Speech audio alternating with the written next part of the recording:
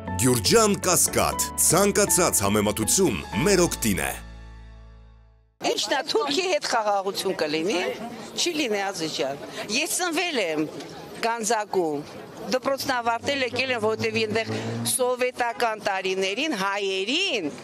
ոչ մի ապագա չէր սպասվում, ու մենակ ես չեմ եղել, հայ երեխեքը դպրոցը ավարտում են, թողնում են, գալիս են կամ Հայաստան կամ Ռուսաստան, սովետական Ադրբեջանը, որ շատերը ասում են, շատ լավ եղբայրական, ժողովրդի մեջ հակային մարդիկ, 90-ականներին, ասեք, ջարդը, որ եղել են մարդիկ, որ օգնել են, ասեք, իմ մայրիկին մի ամիս հարևանները օգնել են, բայց ոչ այլ, անպայման, մեկ վարկյան առաջ պետք է Նիկոլին ռադանեք, վարկյան առաջ պետք է ռադարած լինեինք արդեն վաղուց, ոչ թե հիմա։ Էլ ինչ պետք է անի, ցավը տանեմ, Արցախը վաճառեց, հայկական հողերը վաճառում է, կտոր վաճառում է, Եռաբլուրը մեծացրեց։ Բայց ասում են խաղաղություն ենք բերել։ Այդ խաղաղությունը գիտես ինչքա գերեզմաններում էլ է խաղաղ։ Ընդ որում ես քեզ ասեմ Գանձակի մեր գերեզմանները հայկականը հենց առաջի տարին կներեք հողի հետ հավասարացրեցին։ Հիմա մենք ուզում ենք Եռաբլուրներ հավասարացնեն, ձեզ թվում է որ 300-400 հազար ադրբեջանցի բերի ստեղ։ Ինչ է լինելու ձեր վիճակը։ Դուք գիտեք իրանց հետ ոնց է լինում ապրելը։ Ես գիտեմ ցավը տանեմ։ Մանավանդ այդ Ալիևի կլանը։ Իրանց օրով ես տեսել եմ այդ հակահայկական այդ բանը вообще ավելի սենց բան եղավ, զարգացավ։ Հնարավոր չի իրանց հետ ապրելը։ Ու սրանք լրիվ թուրքական կառավարություն են, բրիտանացիներն են մեջքին կանգնած։ Թե չէ որ ասվեն Նիկոլին չէ, Նիկոլը ով է։ Ոչ Էրդողանն է ինչ-որ մի բան, ոչ Ալիևը։ Եթե իրանց մեջքին անգլոսաքսերը կանգնած չլինեին, իսկ այսօր բրիտանացիները։ Ու պետք չի ժողովրդի մեջ են մտցրել են Նիկոլին չեն կարա, շատ լավ էլ կարանք։ Հեսա բրիտանացիների վերջի շունչն է, իրանք էլ որ պարտնեն մեջտեղից, արդեն մենք շատ լավ էլ կարանք բան անենք, ուղղակի ժողովուրդը պտի մի համախմբվի ու ամբողջ Հայաստանի տարածքով պտի դուրս գա, ոչ թե Երևանում, հրապարակում մի օր գալիս են, ոնց որ անցած տարվա Սրբազանի շարժումը բոլոր լրատվականները, նույնիսկ մեր ընդդիմադիրը սկսեցի քննադատել Սրբազան շարժմանը, որ տապալեցին, ինչ է տապալին, մարդը ասեց գնացեք առավոտը եկեք, ասեց գնացեք դասադուլ, գործադուլ, արեցին, չարեցին, առավոտ այդ մարդիկ եկան, այնտեղ ով էր փողոցները ակցիաները փակում, մի քանի ասենք այդ երիտասարդ ակտիվիստներին ու տարեց մարդիկ էին, չեն գալիս, հետո ասում են բան տապալվի, չի տապալվի։ Ուրիշ ժողովուրդ չունենք, ինչպես պիտի գործել։ Պետք է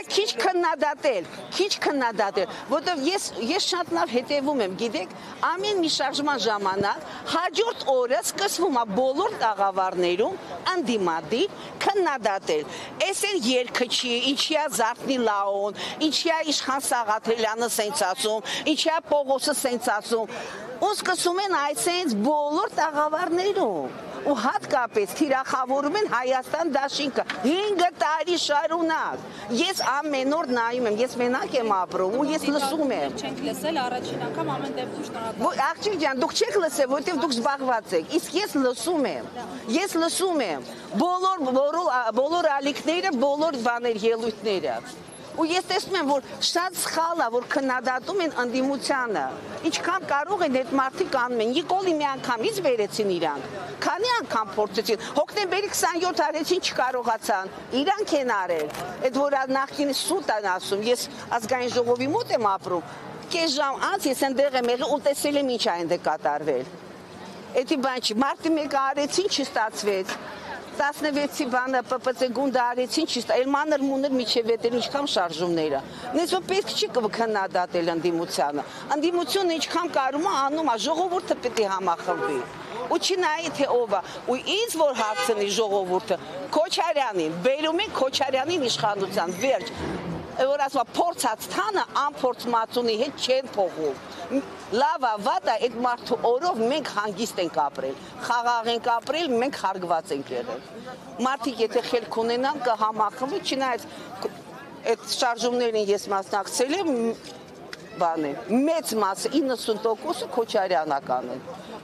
Նույնիսկ նրանք, ով որ 21 թվականին ընտրության են գնացել, ես շատ եմ շփվել այդ մարդկանց հետ, փոշմանում են, ասում են, բոլորը ասում են, միակ մարդը ումորով մենք ապրել ենք, Քոչարյանը, ժողովուրդին էլ մեկ տնելու չի, իրանք էլ են հոգնել։ Բոլորը չեն, որ հասկանում են